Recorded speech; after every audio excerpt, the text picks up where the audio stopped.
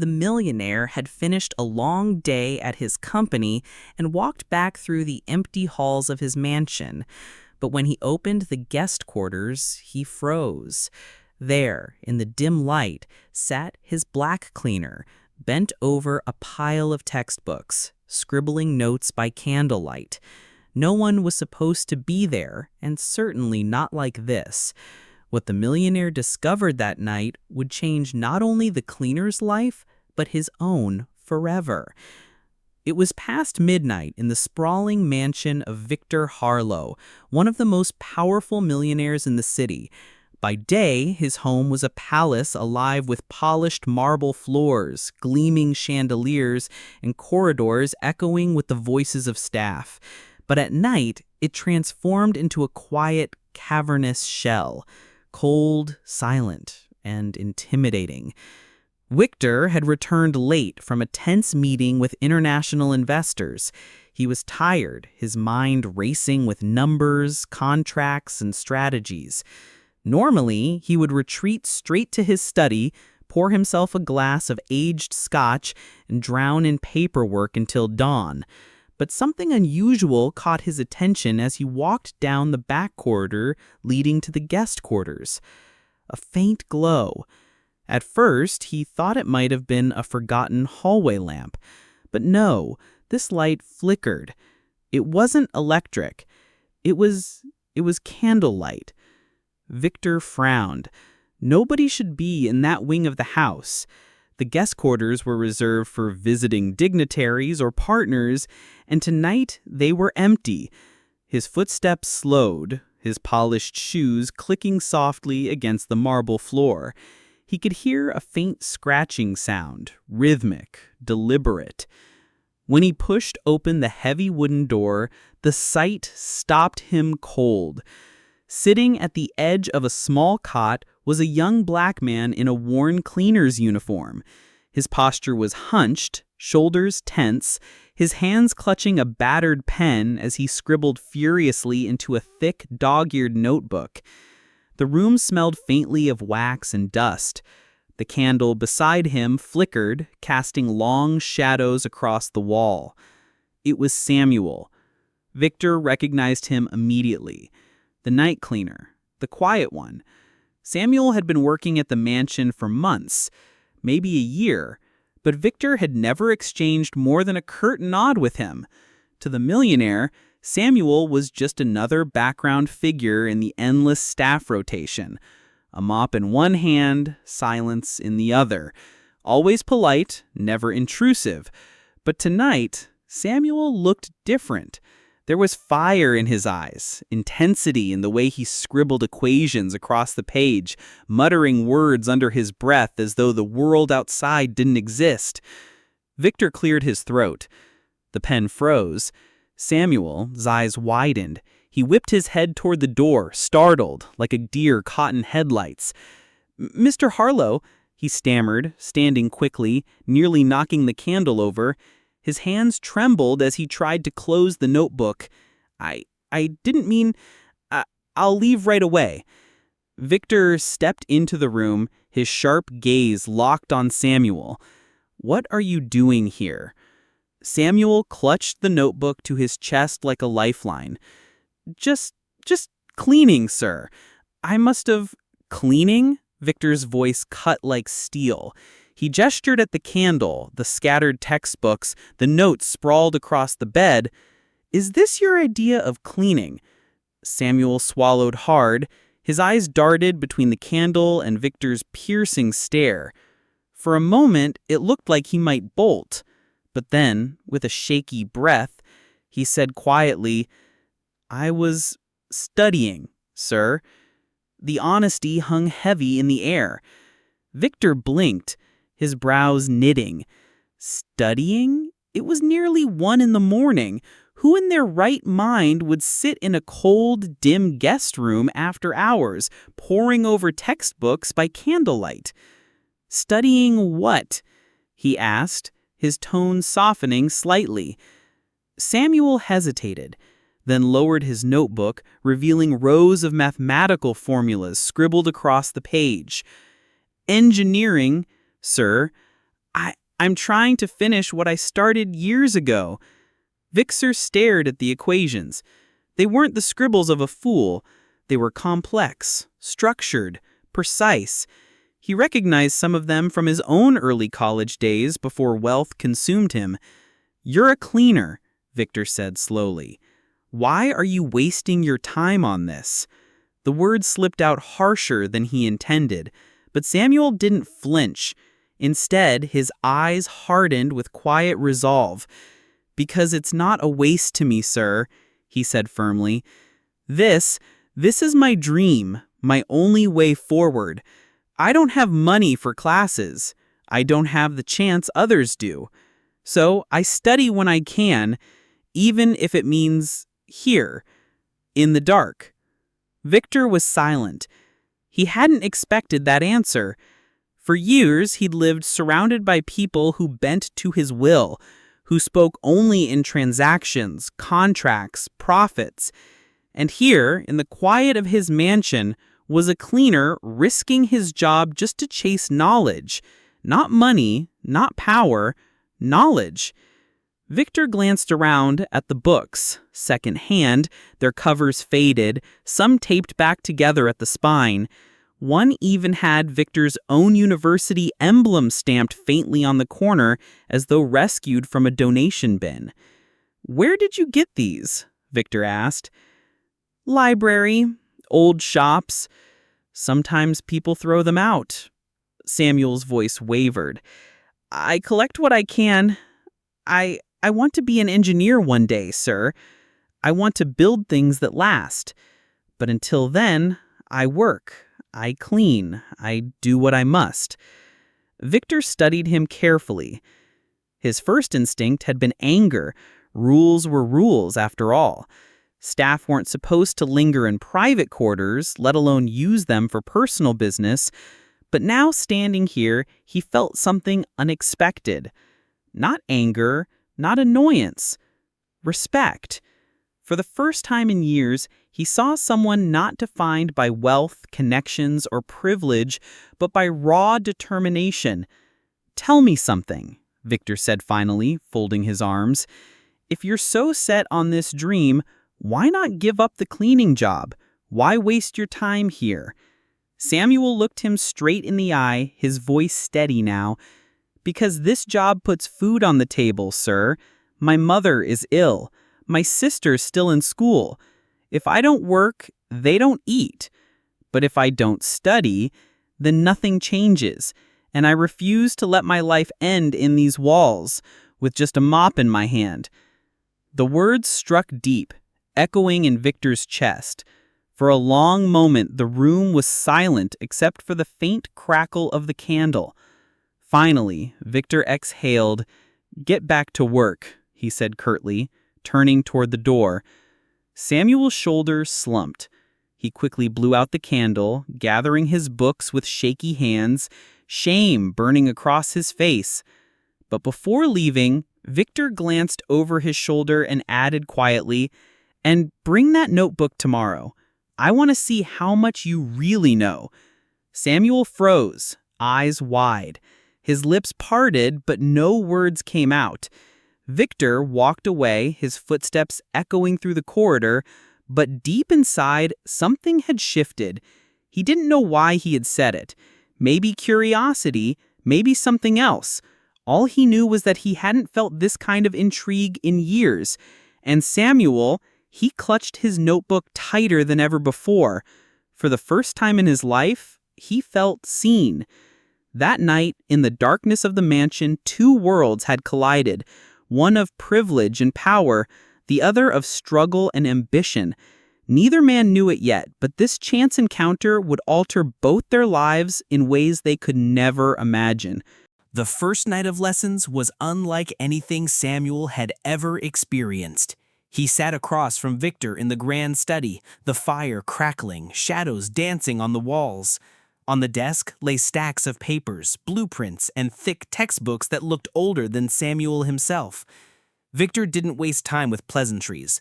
"Show me what you know," he said sharply, sliding a piece of paper toward him. On it was a complex equation, one Samuel recognized, though it made his head spin. It was a problem on calculating stress loads for steel beams. Samuel's hands trembled as he picked up the pencil. He took a deep breath, forcing himself to focus. He scribbled furiously, his thoughts racing, his lips whispering formulas as he tried to piece it all together. Minutes felt like hours. Sweat dripped down his temple. Finally, he pushed the paper back. Victor studied it, silent.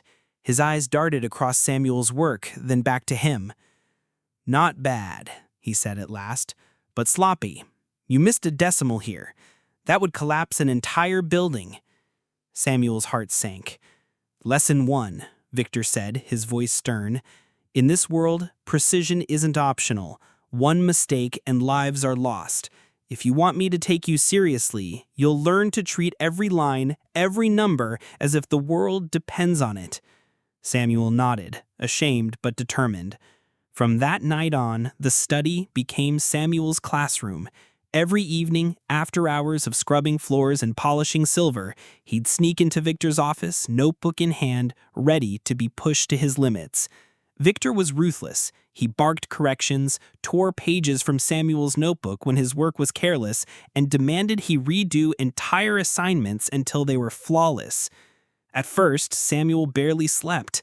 His body ached from scrubbing floors all day, then his mind burned from equations all night. Sometimes his vision blurred from exhaustion, but he refused to quit. Victor watched him closely. More than once he asked, "Why are you still here? Most men would have given up by now." And every time, Samuel answered the same way. "Because I promised myself I'd never stop." Weeks passed. Slowly, Samuel improved. His handwriting grew sharper, his calculations more precise. The equations that once left him baffled began to make sense, and behind his exhaustion, a quiet pride bloomed. But Victor wasn't done testing him. One evening, after a particularly brutal session, Victor leaned back in his chair and said, "Books are one thing, the real world is another. Tomorrow, you're coming with me." Samuel froze. "Coming with you, sir?" Victor nodded. "I've got a construction site downtown, a new skyscraper. You're going to see what your equations look like when they're 30 stories high and one mistake could kill a man." Samuel's chest tightened. He'd never set foot on a real site like that, only in his dreams. The next morning, for the first time, Samuel didn't put on his cleaner's uniform. Instead, Victor handed him a hard hat and steel-toe boots. The construction site was massive. Cranes loomed overhead. Sparks flew from welding torches. Workers shouted orders as machines roared. The building rose into the sky, a skeletal frame of steel and concrete. Samuel's eyes widened in awe. He'd studied diagrams of places like this, but seeing it in person was overwhelming. Victor led him through the chaos, explaining every detail, the weight loads, the design choices, the safety checks. "See that beam?" Victor pointed to a steel column. "Your math last week would have put it 2 meters too short. Do you know what happens then?" Samuel swallowed. "The building collapses." "Exactly," Victor said coldly. "These men, their families, the people who will live and work here, their lives depend on the man who draws those lines. Can you carry that weight, Samuel?" Samuel looked at the towering frame of steel above him. His knees shook, but his voice was steady. "Yes, sir, I can."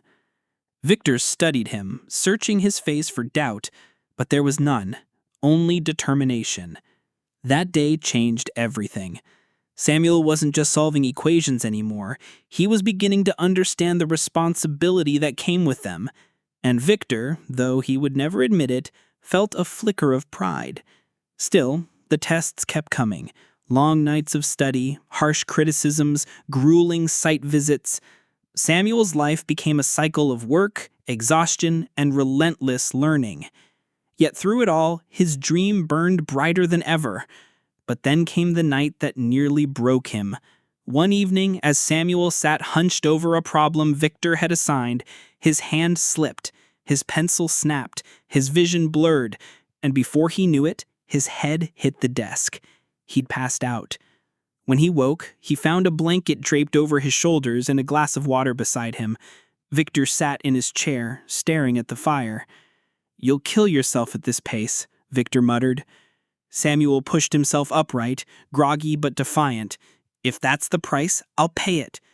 Victor turned to him, and for the first time, Samuel saw something in his eyes he hadn't expected. Not coldness, not irritation, but respect. The test wasn't over. In fact, it was only beginning. But Samuel had proven that night that he wasn't just chasing a dream. He was ready to bleed for it. And Victor, though he tried to hide it, was beginning to believe in him. The weeks that followed were the hardest of Samuel's life. By day, he scrubbed floors, polished marble, and carried buckets that left his shoulders raw. By night, he sat under Victor's unrelenting gaze, working through pages of equations and construction designs until his eyes burned. He was surviving on 4 hours of sleep, stale sandwiches, and sheer willpower. At first, he thought he could endure it forever, but everyone has a breaking point. One evening, after another brutal shift, Samuel arrived at the study with heavy steps. His legs felt like lead, his vision blurred. He could barely hold his pencil. Victor noticed immediately. "You look worse than one of my exhausted interns," he said flatly. "If you can't keep up, Samuel, then maybe you don't belong here." The words cut deep, sharper than any insult. "I'm not quitting," he whispered hoarsely, though even he could hear the weakness in his voice. Victor narrowed his eyes. "Then prove it. Solve this." He slid a thick folder across the desk, a complex project blueprint. It was an emergency redesign for a support system, something Victor's firm was struggling with. "This isn't a test anymore," Victor said, coldly. "This is real. Lives depend on this. You have 1 night." Samuel's heart pounded. 1 night? His mind was already foggy from exhaustion, but he forced himself to sit down, gripping his pencil as if it were his lifeline. Hours passed. The fire in the study dimmed. The clock ticked mercilessly. Samuel's hand shook as he scribbled numbers, erased mistakes, and scribbled again. His head ached, his chest tightened, his breath grew shallow. At one point, he slammed his fist on the desk. "Why can't I get this right?" Victor didn't move to comfort him. He simply said, "This is the reality of greatness. Pressure doesn't care if you're tired. The world doesn't stop because you're struggling." Tears burned in Samuel's eyes. He wanted to scream, to walk away, to let it all go. But then he remembered his childhood, the nights he lay under a broken roof, staring at the stars, dreaming of one day building something that would stand tall against the sky. He remembered his mother's tired hands, scrubbing floors much like his own, whispering, "Promise me you'll be more." And he remembered the laughter of those who mocked him, the ones who said he'd never be more than a cleaner in the shadows. "No," he whispered fiercely, "I won't stop. Not now." Fueled by something deeper than strength, a fire born of desperation, pride, and an unbreakable promise, Samuel pressed on. By dawn, the blueprint was covered in his handwriting. His calculations were precise. His redesign was bold but sound. With shaking hands, he slid the paper across the desk to Victor, who had sat silently watching him all night. He read it carefully. His eyes flicked across every line, every calculation, every note. When he finally looked up, his expression was unreadable. "Do you know what this means?" he asked. Samuel's heart raced. "It means I didn't fail." Victor leaned back, crossing his arms. "It means you succeeded where 3 of my top engineers could not." The words hit Samuel like thunder. His knees nearly gave way. But then Victor's voice turned sharp again. "Don't let it go to your head. One good design doesn't make you an engineer. But," his voice softened just a little, "it proves you have the will, and the will is rarer than talent." For the first time, Samuel saw something in Victor's eyes that had never been there before. Respect. But the cost of that respect was heavy. Samuel stumbled out of the study that morning, his body trembling, his eyes swollen with exhaustion. He collapsed in his small, dimly lit room, unsure if he had gained a future or lost himself in the process. For days he was haunted by that night. He had touched greatness, but at what price? The breaking point had nearly destroyed him. And yet, it had also defined him. Samuel wasn't just a cleaner with a dream anymore. He was someone who had stared into the abyss of failure, of exhaustion, of hopelessness, and refused. Months passed after Samuel's breaking point. The mansion no longer felt like a place of silent judgment. The study, once a battlefield of sleepless nights, had become his sanctuary. The man who once swept floors was now spending more time bent over architectural models and design drafts than with mop buckets and rags. Victor's lessons were still hard, still demanding, but they carried something new: belief. "You've got an instinct for this," Victor admitted one evening as Samuel sketched out a complex structural design, raw but sharp. "You think like someone who belongs here." Samuel almost laughed. "I still clean your hallways, Mr. Sterling." Victor leaned forward, his voice low. "Not for much longer. Trust me." The turning point came when Victor's company faced a crisis. A massive urban development project had stalled. The engineers couldn't agree on a design solution, and deadlines were closing in fast. Investors were restless. Millions were at stake. Victor walked into the boardroom with Samuel at his side. The executives looked confused. Some even sneered. "Why is the janitor here?" one of them whispered loudly. Victor silenced the room with a glare. "He's not here as a janitor. He's here as the man who solved what none of you could." Gasps spread across the table. Samuel felt his stomach twist, but Victor pushed a set of blueprints toward him. "Show them." Samuel's hands shook, but he stepped forward. He explained the design solution, a bold yet cost-efficient structural model that solved the safety concerns the project had been plagued with. At first, the executives looked skeptical, but as Samuel spoke, their expressions shifted. Their questions were answered with clarity. Their doubts were dismantled with precision. By the time he finished, the room was silent. Finally, one executive muttered, This could actually work." Another added, "Not just work, this could save the project." For the first time, he wasn't invisible. He wasn't the cleaner in the background. He was the man everyone was listening to. The project went forward with Samuel's design at its core. Months later, as the buildings began to rise against the skyline, the newspapers praised Victor's company for its innovation. But behind every headline was Samuel's work. One morning, Victor placed a newspaper in front of him. The photo showed the gleaming new structures standing tall under the sun. "Look at that," Victor said quietly. "Your mark on the world." Samuel stared at the picture. For a moment, he thought of the nights he had studied in secret, the ridicule he had endured, the exhaustion that had nearly broken him. And now, here it was, proof that he belonged. Victor wasn't done surprising him. At a company gathering with employees and executives present, Victor stood on stage. Samuel was in the back, not expecting anything. But then Victor said, "Every success story needs a spark. For us, that spark came from someone most of you overlooked. Someone who started here, sweeping floors, and ended up shaping the future of our company." He gestured towards Samuel. "Samuel, come up here." The crowd murmured in shock as Samuel slowly walked to the stage. Victor placed a hand on his shoulder. "This man is no longer our cleaner. He is our new junior design associate, and I expect all of you to show him the respect he has earned." The applause started hesitant, then grew thunderous. Samuel stood frozen, overwhelmed. In that moment, he realized something. He hadn't just earned Victor's respect. He had earned his place in the world he had once only dreamed of. But the biggest surprise came later that night. Victor sat with Samuel in the study, the same place where it had all begun. He poured 2 glasses of wine and raised his.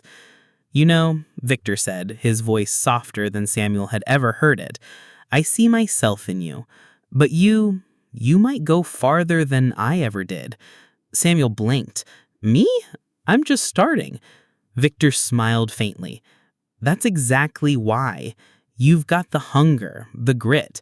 I had money when I began. You had nothing, and you still carved your way here. That's more powerful than wealth." They clinked glasses. For Samuel, the taste of victory was sweeter than the richest wine.